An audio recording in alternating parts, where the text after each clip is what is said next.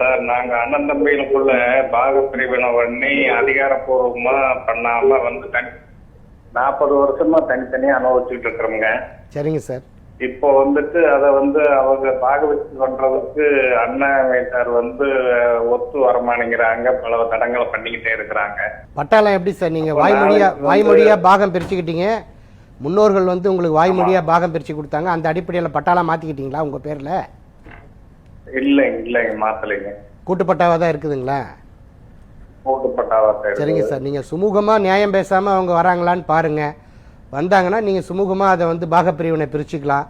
அதுக்கு வாய்ப்பு இல்லை சார் அப்படின்னா நீங்கள் நீதிமன்றத்தில் பார்ட்டிஷன் ஷூட் போடுங்க. பாகப்பிரிவினைக்கான ஒரு ஷூட் வழக்கு தொடருங்க.